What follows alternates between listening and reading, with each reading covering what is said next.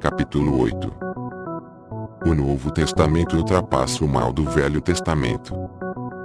O trabalho de reler o Velho Testamento é às vezes cansativo, mas sempre necessário porque, à medida em que se avança, começam a ocorrer premonições sinistras.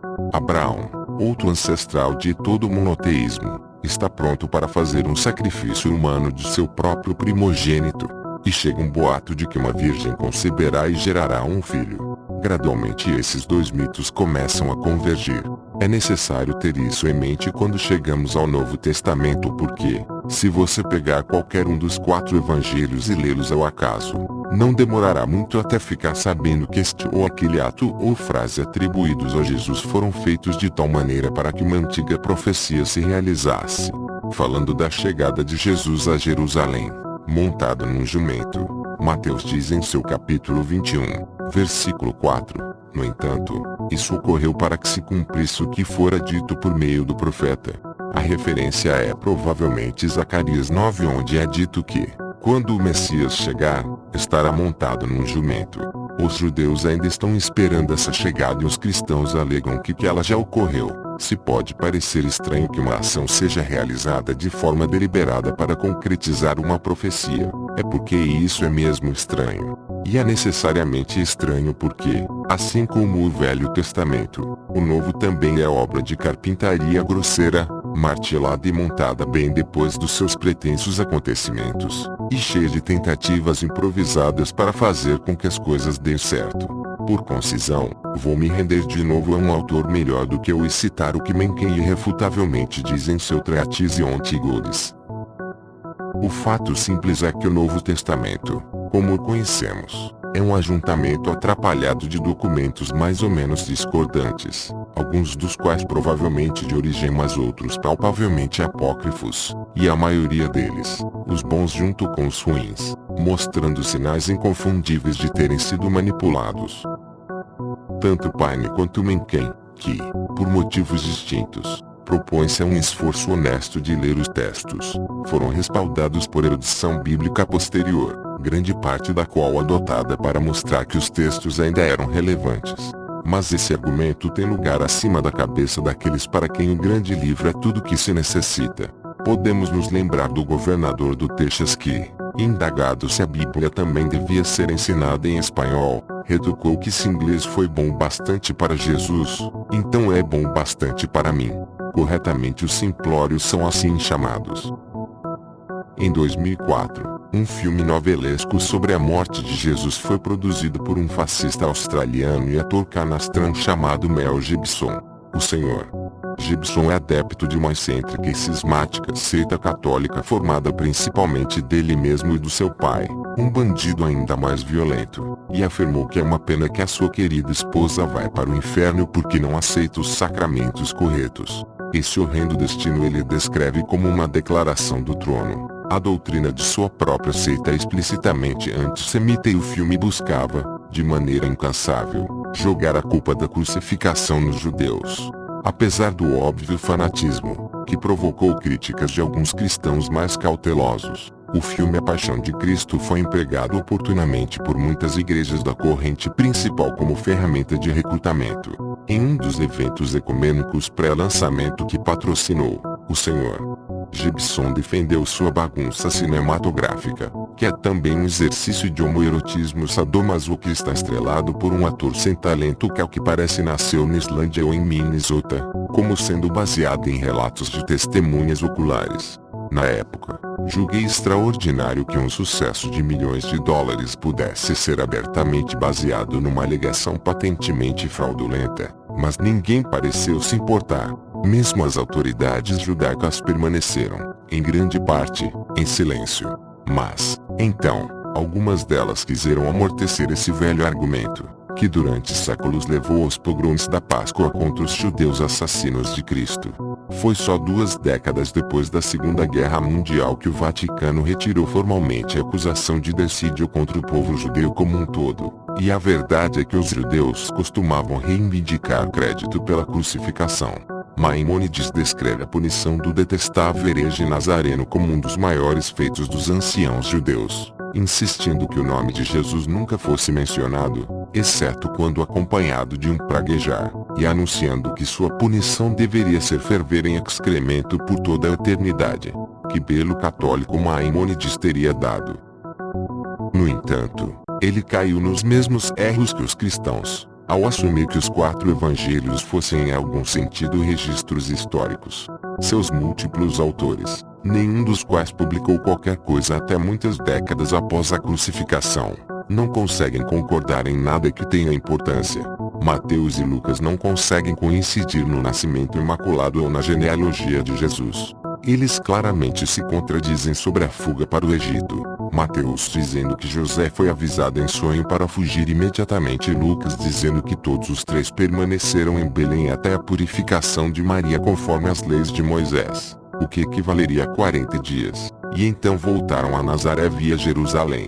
Aliás, se existe alguma verdade na partida apressada para o Egito para ocultar uma criança da campanha infanticida de Herodes, então Hollywood, e muitos iconógrafos cristãos vêm nos iludindo. Teria sido muito difícil levar um bebê loiro, de olhos azuis, para o delta do Nilo sem chamar atenção, em vez de evitá-la. O Evangelho segundo Lucas afirma que o nascimento milagroso ocorreu num ano em que o imperador César Augusto ordenou um censo com propósito de taxação, e que isso aconteceu numa época em que Herodes reinava na Judeia e Quirino era governador da Síria. Isso é o mais próximo de uma triangulação de datação histórica que qualquer autor bíblico chega a tentar. Mas Herodes morreu 4 anos antes de Cristo e, durante a sua administração, o governador da Síria não era Quirino. Não há menção a qualquer censo de Augusto por qualquer historiador romano, mas o cronista judeu Josefo menciona um que ocorreu, sem a onerosa exigência de obrigar as pessoas a retornar ao seu local de nascimento, e 6 anos depois de supostamente ter ocorrido o nascimento de Jesus. É evidente que isso é, na sua totalidade, uma reconstrução deturpada, e com base oral, realizada algum tempo considerável depois do fato. Os escribas não conseguem nem mesmo concordar quanto aos elementos míticos, discordam fortemente sobre o sermão da montanha, a unção de Jesus, a traição de Judas e a insistente negação de Pedro. E o mais estarrecedor, não conseguem concordar sobre um relato comum da crucificação ou da ressurreição. Logo, a interpretação que temos simplesmente de descartar é aquela que alega a certificação divina para todos os 4. O livro no qual talvez todos os 4 se baseiam, conhecido de modo especulativo pelos estudiosos como que perdeu-se para sempre, o que parece um imenso descuido por parte do Deus que é, alegadamente, o seu inspirador. 60 anos atrás, em Nagomade, no Egito, foi descoberto um tesouro de evangelhos abandonados perto de um sítio cristão copta muito antigo. Esses rolos eram do mesmo período e proveniência que muitos dos evangelhos subsequentemente canônicos e autorizados e vêm sendo conhecidos muito pelo nome coletivo de gnósticos. Esse título lhes foi dado por certo Ireneu, um dos primeiros padres da igreja que os pôs sob proibição por serem heréticos. Eles incluem os evangelhos ou narrativas de figuras marginais, mas significativas no Novo Testamento aceito, tais como Tomé, o incrédulo e Maria Madalena. E agora incluem também o Evangelho de Judas, que durante séculos soube-se que existia, mas que só foi trazido à luz e publicado pela National Geographic Society na primavera de 2006. O livro em sua essência é uma baboseira espiritualista, como seria de esperar, mas oferece uma versão dos acontecimentos que é parcialmente mais crível do que o relato oficial. Por um motivo, ele sustenta, como seus textos correlatos, que o suposto Deus do Velho Testamento é Deus a ser evitado, uma emanação sinistra de mentes doentias. Isso facilita ver por que ele foi banido e denunciado com tanta firmeza. O cristianismo ortodoxo nada mais é do que uma justificação e um encerramento dessa maligna história. Judas participa da ceia final de Pessach, como de costume, mas se afasta do roteiro habitual. Quando Jesus parece apiedar-se dos outros discípulos por saberem tão pouco sobre o que está em jogo, seu colega velhaco diz que acredita saber qual é a dificuldade. Eu sei quem tu és e de onde vieste, ele diz ao líder. Tu és do reino imortal de Barbelo. Esse Barbelo não é um deus, mas um destino celeste, uma pátria que está além das estrelas. Jesus vem desse reino celestial, mas não é filho de nenhum deus mosaico. Em vez disso, é um avatar de Sete, o terceiro e pouco conhecido filho de Adão. É ele que mostrará aos setianos o caminho para casa. Reconhecendo que Judas é pelo menos um adepto menor desse culto, Jesus o leva para o lado e lhe dá a missão especial de ajudá-lo a se despojar de sua forma carnal e assim retornar ao céu. E também promete mostrar a Judas as estrelas que lhe possibilitarão segui-lo. Por mais maluca que seja essa ficção científica, faz infinitamente mais sentido do que a eterna maldição lançada sobre Judas por fazer algo que alguém tem de fazer, nessa crônica pedantemente arranjada de uma morte anunciada. E também faz infinitamente mais sentido do que culpar os judeus por toda a eternidade. Durante muito tempo, houve um incandescente debate sobre quais dos evangelhos deviam ser considerados como de inspiração divina.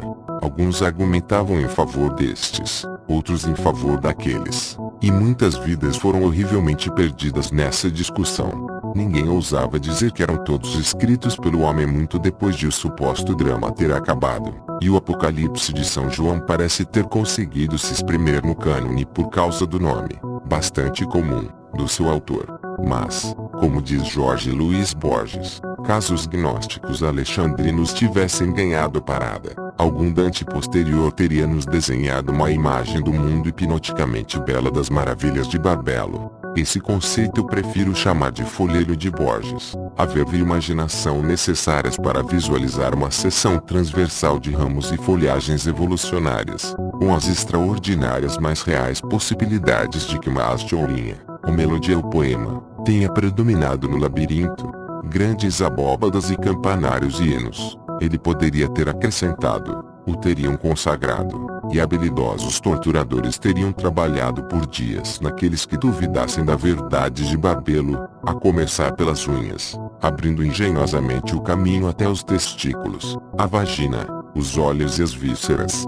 A não crença em Barbelo teria sido, analogamente, uma sinal infalível de que a pessoa não tinha absolutamente nenhuma moral.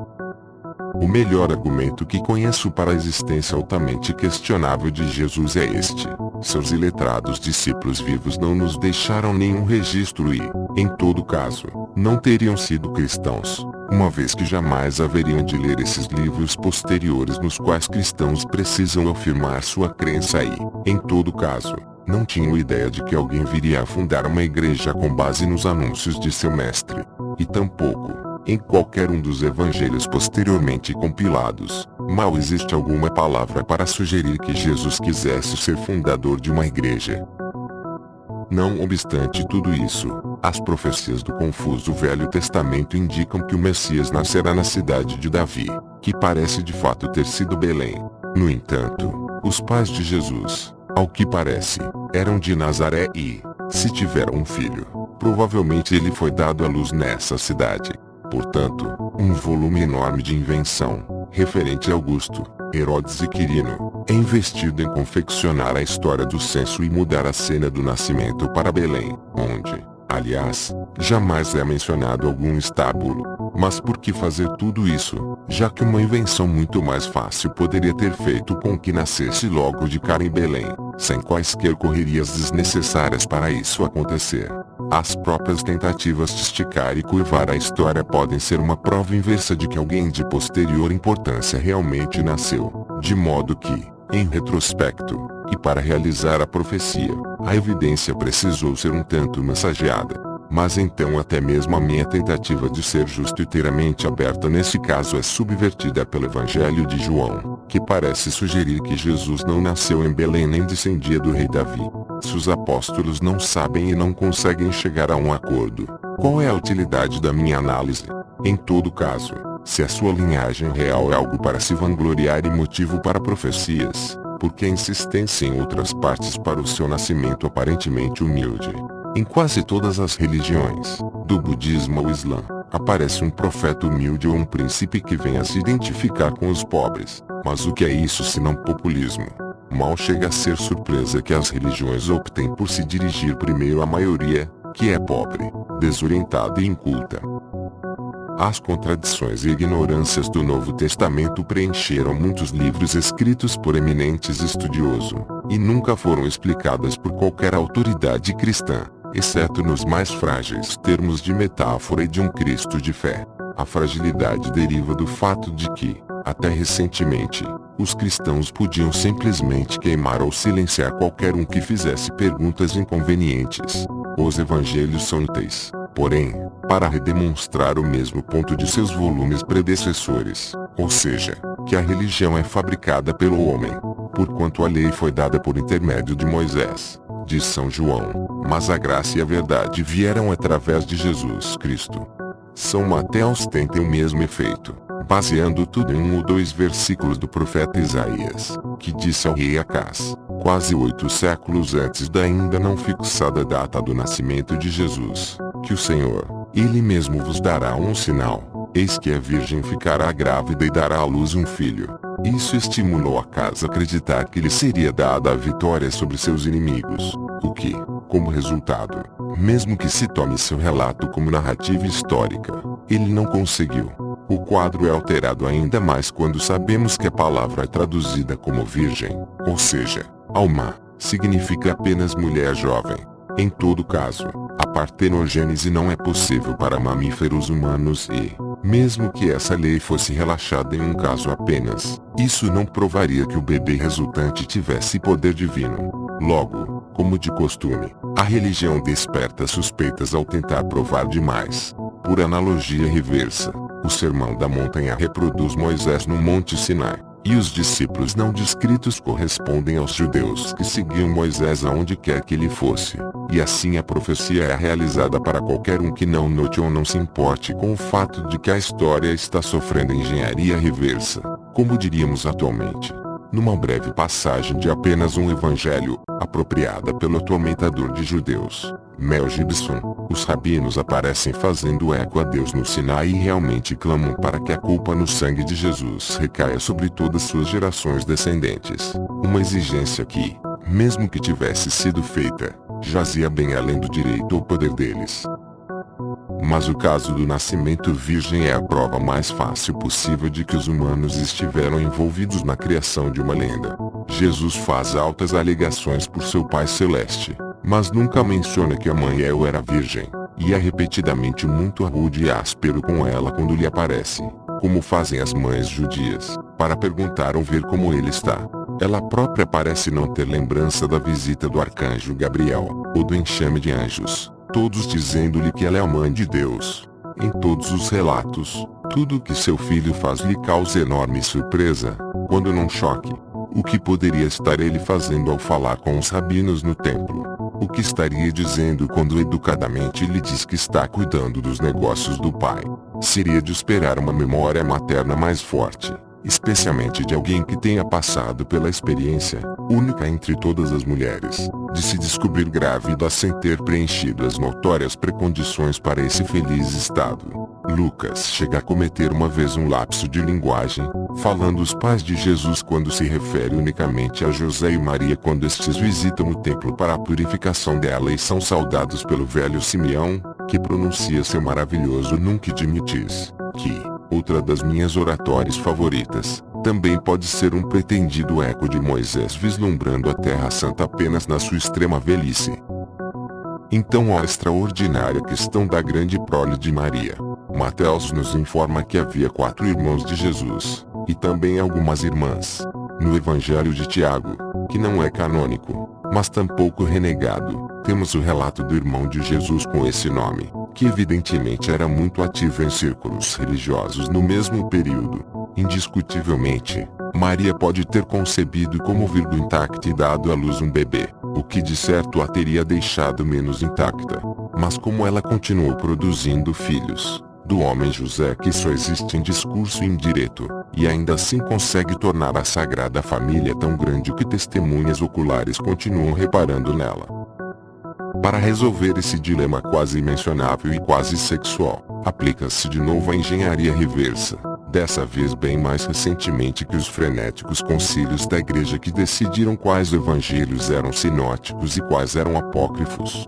É determinado que a própria Maria, de cujo nascimento não há absolutamente nenhum relato em qualquer livro sagrado, deve ter tido uma imaculada concepção prévia que a deixou essencialmente imaculada. E é determinado ainda que, como o preço do pecado é a morte, ela não pode ter possivelmente pecado, não pode ter morrido.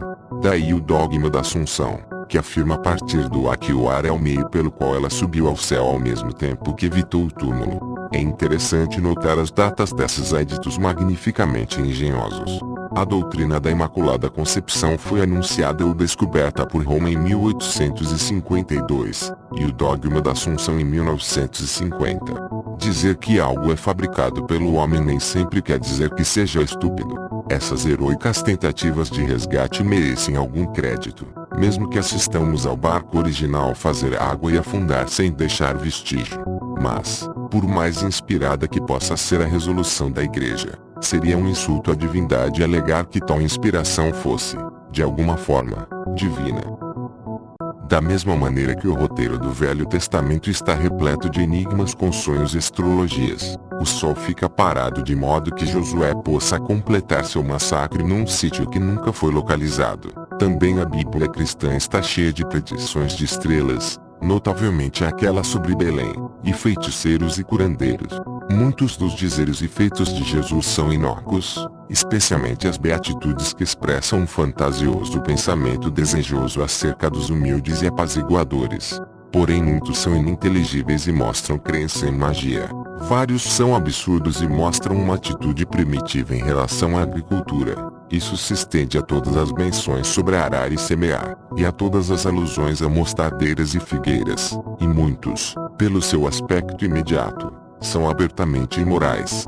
A analogia de seres humanos com lírios, por exemplo, sugere, junto com muitas outras injunções, que coisas como parcimônia, inovação, vida em família, e assim por diante, são pura perda de tempo. Não vos preocupeis com o dia de amanhã. É por isso que alguns dos evangelhos, canônicos e apócrifos, relatam pessoas, incluindo os membros da sua família, dizendo naquela época que pensavam que Jesus fosse louco. Havia também aqueles que notaram que ele era um sectário judeu bastante rígido. Em Mateus 15 lemos sobre o seu desprezo por uma mulher canaanita que implorou sua ajuda para um exorcismo e foi bruscamente informada de que ele não perderia sua energia com uma não-judia. Seus discípulos, e a persistência da mulher, acabaram por persuadi-lo a abrandar e expulsar o não-demônio. Na minha opinião, uma história idiosincrática como essa é outro motivo oblíquo para pensar que tal personalidade pode em algum momento ter vivido. Havia muitos profetas de mentes perambulando pela Palestina naquela época, mas este declaradamente acreditava, pelo menos em parte do tempo, que era Deus o Filho de Deus. E isso fazia toda a diferença. Façamos apenas duas premissas, que ele acreditava nisso e que também prometia aos seus seguidores que revelaria seu reino antes que eles chegassem ao fim de suas vidas. E todos, exceto um ou dois comentários sentenciosos, fazem algum sentido. Esse ponto nunca foi apresentado com franqueza maior do que por Lewis, que recentemente ressurgiu como o mais popular apologista cristão, em seu cristianismo puro e simples. Ele por acaso está falando da alegação de Jesus de tomar os pecados para si? Agora, a menos que o orador seja Deus, isso é realmente tão absurdo que chega a ser cômico. Todos podemos entender como um homem perdoa ofensas contra si. Você pisa no meu pé e eu perdoo. Você rouba o meu dinheiro e eu perdoo. Mas o que pensar de um homem que, mesmo sendo roubado ou tendo seu pé pisado, anuncia que perdoou você por pisar no pé de outro homem e roubar o dinheiro de outro homem? Imbecilidade é a descrição mais delicada que podemos dar a essa conduta. Todavia, foi o que Jesus fez. Disse às pessoas que seus pecados estavam perdoados, e nunca se deu ao trabalho de perguntar às outras pessoas a quem esses pecados tinham sem dúvida prejudicado. Sem hesitar, comportou-se como se ele fosse a parte mais envolvida, a pessoa mais prejudicada em todos esses delitos. Isso faz sentido apenas se ele fosse realmente Deus cujas leis são quebradas e cujo amor é ferido em todo o pecado. Na boca de qualquer orador que não seja Deus, essas palavras simplesmente implicam o que posso encarar apenas como tolice e presunção sem rivais em qualquer outro personagem na história. Cabe notar que Lewis assume, sem qualquer evidência firme que seja, que Jesus foi realmente um personagem da história, mas deixemos isso passar. Ele merece algum crédito por aceitar a lógica e a moralidade daquilo que acabou de afirmar. Para aqueles que argumentam que Jesus pode ter sido um grande mestre moral sem ser divino, entre os quais, aliás, o deísta Thomas Jefferson alegava estar, Lewis tem sua contundente resposta. Essa é aquela única coisa que não devemos dizer. Um homem que fosse meramente um homem e dissesse o tipo de coisas que Jesus disse não seria um grande mestre moral. Seria um lunático, no mesmo nível que alguém que diz que é um ovo cozido. Ou então seria o diabo do inferno. Você que faça a sua escolha. Ou esse homem era, e é, o Filho de Deus. Ou então um maluco e algo pior. Você pode calá-lo por tolice. Pode cuspir nele e matá-lo como demônio. Ou pode cair a seus pés e chamá-la de Senhor e Deus. Mas não venha com absurdos paternalistas sobre ele ser um grande mestre humano. Ele não nos deixou isso em aberto. Não era sua intenção. Não estou escolhendo aqui um testa de ferro. Lewis é o principal veículo de propaganda escolhido pelo cristianismo do nosso tempo. E tampouco estou aceitando suas categorias barbaramente sobrenaturais, tais como diabo e demônio. E menos de tudo aceito seu raciocínio, que é tão patético ao ponto de desafiar a descrição e que toma suas duas alternativas falsas como antíteses exclusivas, e então as usa para fabricar um grosseiro non sequitur. Agora me parece óbvio que ele não era nem lunático nem demônio, e consequentemente, por mais estranho ou assustador ou improvável que possa parecer, tenho de aceitar a visão de que ele era e é Deus. No entanto, dou-lhe o crédito pela honestidade e por alguma coragem. Ou os evangelhos são, em algum sentido literal, verdade, ou a coisa toda é essencialmente uma fraude, talvez, desse ponto de vista, uma fraude moral. Bem, pode-se afirmar com certeza, e com suas próprias evidências, que os evangelhos não são de certo uma verdade literal. Isso significa que muitos dos ditos e ensinamentos de Jesus são boatos sobre boato sobre boato, o que ajuda a explicar a natureza deturpada e contraditória. O mais flagrante nisso, pelo menos em retrospecto e certamente do ponto de vista dos que acreditam, concerne a iminência da sua segunda vinda e sua completa indiferença à fundação de qualquer igreja temporal. A logia ou discursos reportados são citados a miúde por bispos dos primeiros tempos da igreja que desejavam ter estado na época, mas não estiveram, como comentários de terceira mão avidamente solicitados. Deixe-me dar um exemplo conspícuo. Muitos anos depois que Lewis se foi para sua recompensa, um rapaz muito sério chamado Bart Ehrman começou a examinar suas próprias premissas fundamentalistas. Ele frequentara as duas mais eminentes academias fundamentalistas cristãs nos Estados Unidos e era considerado pelos fiéis como um de seus heróis. Fluente em grego e hebraico, ele detém agora uma cadeira de estudos religiosos. Acabou não conseguindo conciliar sua fé com sua erudição. Ficou atônito ao descobrir que algumas das mais conhecidas histórias de Jesus foram rabiscadas no cânone muito após o fato. E isso era verdade em relação à história talvez mais conhecida de todas. É a celebrada história sobre a mulher surpreendida em adultério, João 8. Quem não ouviu a leu como os fariseus judeus, hábeis em casuística, arrastaram essa pobre mulher perante Jesus exigindo saber se ele concordava com a punição mosaica de apedrejá-la até a morte. Se ele não concordasse, estaria violando a lei. Se concordasse, seria um contrassenso às suas próprias pregações. É fácil visualizar o esquálido zelo com que agrediam a mulher. E a resposta é calma. Depois de escrever no chão, aquele que dentre vós estiver sem pecado seja o primeiro a lhe tirar uma pedra. Penetrou na nossa literatura e na nossa consciência. Esse episódio chega a ser celebrado em celuloide. Faz uma aparição como flashback na caricatura de Mel Gibson, e é um momento adorável no Doutor Zhivago de Davi Lean, em que Lara em seu limite vai ao padre e é indagada sobre o que Jesus disse à mulher caída. Vai, e não peques mais, é a resposta dela. E ela o fez, filha. Pergunta ferozmente o padre. Eu não sei, padre. Ninguém sabe, responde o padre, impotente nessas circunstâncias. De fato, ninguém sabe. Muito antes de ler Ehrman, eu mesmo tinha algumas perguntas.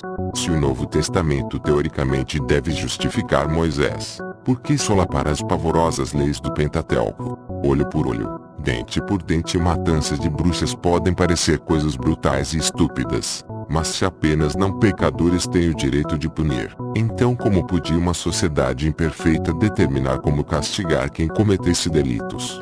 Deveríamos ser todos hipócritas. E que autoridade tem Jesus para perdoar? Presumivelmente, pelo menos uma esposa ou um marido, em algum lugar da cidade, sentiu-se enganado e ultrajado.